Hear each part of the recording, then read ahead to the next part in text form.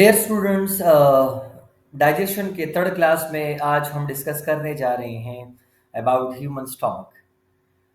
तो जिस तरह आप लोगों को मालूम है कि स्टमक जो है वो हम एक सीक्वेंस में चलते आ रहे हैं। पहले क्लास में हमने ओरल कैविटी डिस्कस की थी, दूसरे क्लास में हमने डिस्कस किया एसोफेगस, और आज तीसरे क्लास में डाइजेशन के हम डिस्कस करने जा रहे हैं स्टमक के बारे में।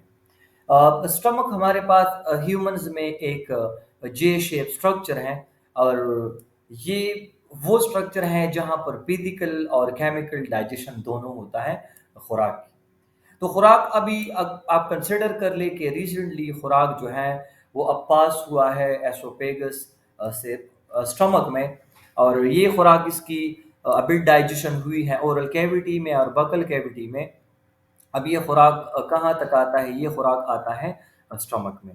तो स्टमक फर्दर इस खुराक की फिजिकल डाइजेशन भी करेगा, उसकी चॉपिंग करेगा, और नेक्स्ट इसमें जो केमिकल्स पाए जाते हैं, इसमें जो एसिड पाए जाते हैं, इसके अलावा इसमें जो मुख्तलिफ एंजाइम्स पाए जाते हैं, उस एंजाइम्स की मदद से अब खुराक की फर्दर डाइजेशन होगी, ताकि फिर नेक्स्ट पोर्शन के लिए इसकी डाइजेशन और एब्जॉर्प्शन में आसानी रहे।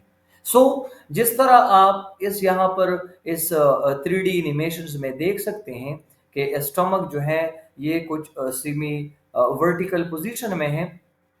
जिस तरह आप इसमें देख सकते हैं बहुत वजाहत के साथ। अगर हम स्टमक को यहाँ से सेपरेट कर ले या आइसोलेट कर ले तो स्टमक का स्ट्रक्चर आपको कुछ यूं नज़र आएगा, जिस तरह आप इसमें देख सकते हैं। नॉर्मली स्टमक के 3 पोर्शंस होते हैं। जो इसका पहला पोर्शन होता है, पहला पोर्शन इसका हम कहलाते हैं फंडस कहलाते हैं, जो बिल्कुल टॉप पे होता है। दूसरा इसमें बॉडी होता है, और एक इसका बिल्कुल आखिरी टर्मिनल पोर्शन होता है जहाँ पर ये मीट ऑफ करती हैं स्मॉल इंटेस्टाइन के साथ। जिस तरह आप इस डायग्राम में देख सकते हैं कि ये हमें जो है वो जे शेप नज़र आ रहा है, और इसका साइज जो है नॉर्मली ह्यूमन स्टमक जो है उसकी साइज की अगर हम बात कर ले तो साइज इसका 1.5 लीटर इसमें कैपेसिटी होती है।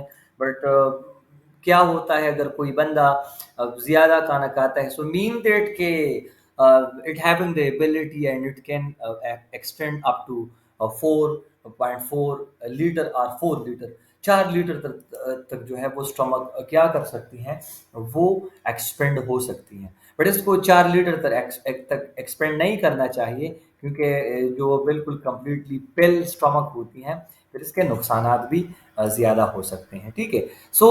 साइड पर अगर आप स्टमक और गैस्ट्रिक के बारे में रीड कर ले तो इसमें मुख्तलिफ मसल्स पाए जाते हैं, और ये मसल स्मूथ मसल्स है जो ऑटोनॉमिक नर्वस सिस्टम के अंडर काम करते हैं। ये अंदर से कम्प्लीटली होलो स्ट्रक्चर है, ठीक है, और ये डायलेटेड पार्ट है डाइजेस्टिव सिस्टम का। और मेन काम इसकी हमने बात की कि इसका बेसिक फंक्शन जो है वो फिजिकल और केमिकल डाइजेशन है खुराक का। इसके अलावा जो खुराक होता है उसका जो मिक्सिंग होता है, मिक्सिंग भी इसी की वजह से होता है। नेक्स्ट अगर हम फंक्शंस की बात कर ले तो इसमें जो एसिड पाए जाते हैं, हाइड्रोक्लोरिक एसिड इसमें मौजूद है, और हाइड्रोक्लोरिक एसिड का जो पीएच है, सो वो पीएच अराउंड अबाउट 1.5 और 1 पीएच, हाँ पीएच है उसका। तो इट्स मीन दैट के stomach contain a very strong acid.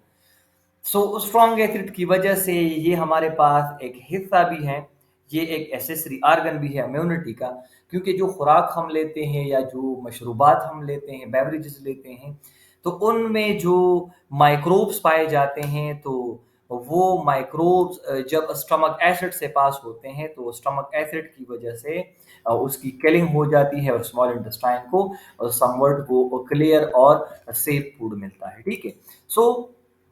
आज के क्लास में हमने स्टमक के बारे में डिस्कस किया, और नेक्स्ट क्लास में हम इसकी क्रॉस सेक्शन इंशाल्लाह डिस्कस करेंगे।